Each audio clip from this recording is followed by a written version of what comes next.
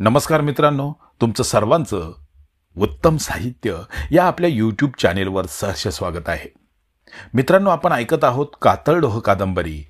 या कातळडोह कादंबरीचे लेखक आहेत उत्तम सदाकार. चला तर मग ऐकूया कातळडोह कादंबरीचा भाग 5. बाबासाहेबांची तंद्रीभंग झाली. ते उठून बाहेर येणार तोच लहू बरोबर बरेच गावकरी मंदिरात शिरले. अरे वा, बाबासाहेब तर आपल्या आधी मंदिरात हजर आहेत. हे एक बरंच झालं म्हणायचं, नाहीतर त्यांना बोलवावं लागलंच असतं. लहू छद्मीपणाने बोलत होता. बाबासाहेबांना समजेना ही काय भानगड आहे. लहू, अरे तू कधी आलास? आणि हे काय, सगळेच मंदिराकडे आलात? काही घडलंय का? बाबासाहेब म्लान स्वरात बोलले. घडलंय का? ते समजेलच आता तुम्हाला, पण त्याआधी तुम्हाला एक आनंदाची बातमी सांगतो बाबासाहेब. आनंदाची बातमी? कोणती? बाबासाहेब उत्सुकतेने बोलले. त्यांना एकदम उत्साहित झाल्यासारखे वाटले. आनंदाची बातमी म्हणजे विद्याचीच असणार, त्यांनी मनोमन अंदाज केला. त्यांचे कान लहूचे शब्द ऐकायला आतुरले. बाबासाहेब, तुमची विद्या सुखरूप आहे, लहूने बातमी सांगितली. लहूच्या त्या शब्दांनी बाबासाहेबांचे काळीज भरून आले.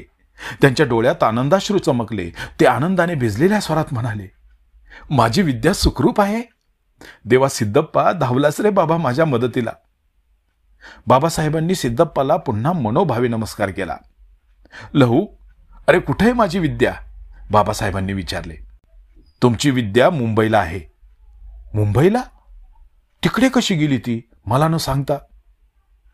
आता कशी गेली ते तिलाच ठाऊक. बाबासाहेब, मी आता सांगितलेल्या बातमीने हुरळून जाऊ नका, कारण आता जे मी काही तुम्हाला सांगणार आहे ते ऐकून तुम्हाला जबरदस्त धक्का बसण्याची शक्यता आहे. लहूने लगेच रंगाचा बेरंग केला. बाबासाहेबांच्या मनात आनंदाची रिमझिम होत असतानाच चिंतेचे धोके दाटले. लहू काय सांगतो याकडे त्यांचे लक्ष लागले. बाबासाहेब, आता तुम्हाला सभा घ्यायची आहे आणि एक महत्वाचा निर्णय सुद्धा घ्यायचा आहे. कसला निर्णय? एका गुन्ह्याचा. गुन्ह्याचा? कसला गुन्हा? कोणी केला? सांगतो, सारं काही सांगतो. गुन्हा केलाय तुमच्या लाडक्या लेकीने. तुमच्या विद्याने गुन्हा केलाय. माझ्या विद्याने गुन्हा केलाय? लहूच्या आरोपाने बाबासाहेब हादरले. विद्याने काय केले याचा अंदाज त्यांना येईना. ते पुढे होत म्हणाले, कसला गुन्हा केलाय तिने? तिने काय गुन्हा केलाय ते मी सांगतो, पण तुम्ही तिच्या गुन्ह्याची शिक्षा देणार का तिला? लहूने बाबासाहेबांना पेचात पकडले.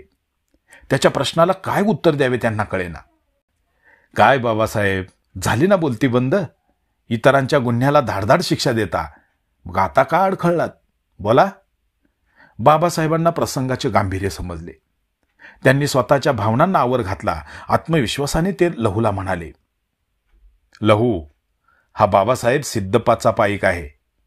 त्याच्या इच्छेनुसारच मी न्याय देतो.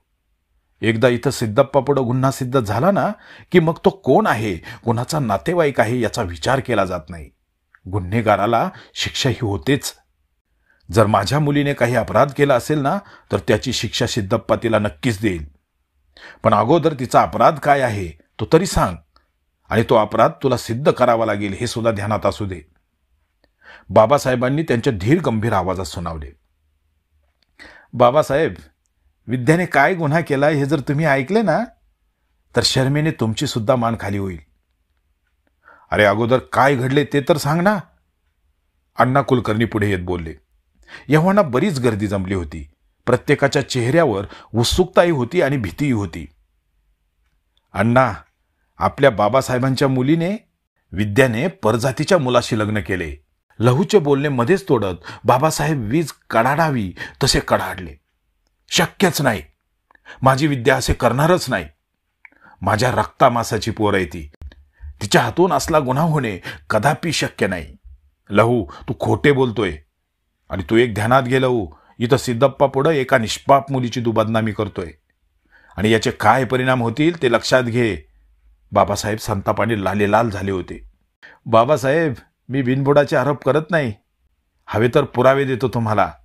मी स्वतः माझ्या डोळ्यांनी तिला लग्न करून नवऱ्याबरोबर फिरताना पाहिले. त्यांनी मुंबईत गुपचूप लग्न केले. एका विवाह नोंदणी कार्यालयात त्यांच्या विवाहाची नोंद आहे. तशी कागदपत्रे मी मुद्दाम माझ्याबरोबर आणलीत.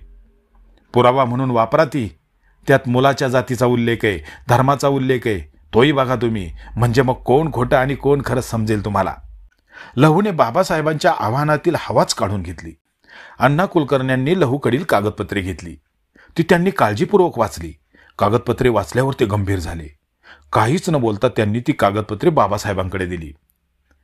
बाबासाहेबांनी थरथरत्या हातांनी कागदपत्रे घेतली. त्यांच्यावरून नजर फिरवताना त्यांना जाणवत होते ते पुरावे म्हणजे विद्याच्या मृत्यूचे फरमान होते. जर विद्याने ही चूक केली असेल तर तिला शिक्षा होती, मृत्यूदंड. बाबासाहेबांना अक्षरशः घाम फुटला.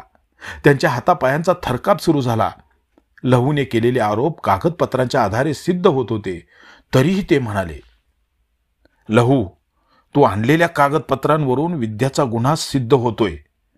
तरीही आम्हाला या कागदपत्रांची पडताळणी केली पाहिजे. मुंबईत जाऊन ही कागदपत्रे खरी की खोटी हे एकदा तपासून मगच तो निर्णय घेऊ. ठीक आहे, माझी तयारी आहे. हवं तर मीच नेतो तुम्हाला मुंबईला. मग तर झालं. तुमच्या डोळ्यांनी प्रत्यक्ष बघून खात्री करा तुम्ही. लहू असे बोलत होता आणि बाबासाहेब मनातून ढासळत होते. विद्येच्या करणीने ते चक्रावले होते. ती असं काही करेल असं त्यांना अजूनही वाटत नव्हते. पण पुरावे भक्कम होते.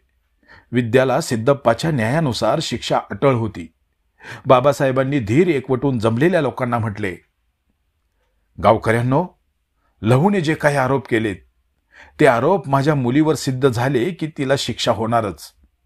या गुन्ह्याला कोणती शिक्षा आहे हे तुम्हाला चांगलं ठाऊक आहे.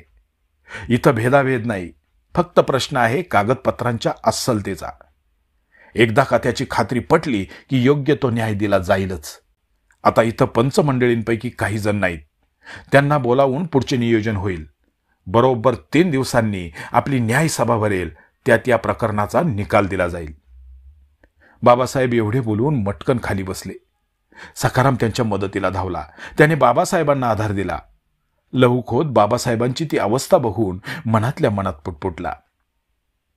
मायाला शिक्षा दिल्यावर माझ्या दादाला काय त्रास झाला असेल त्याचा अनुभव बाबासाहेब आता तुम्ही घ्या. कळू द्या त्या अनुभवाच्या दाहक वेदना तुम्हालाही कळू द्या. कारण शिक्षा देणं वेगळं आणि शिक्षा भोगणं वेगळं असतं बाबासाहेब. ज्याचं जळतं त्यालाच कळतं हे तुम्हालाही आता पटेल बघा.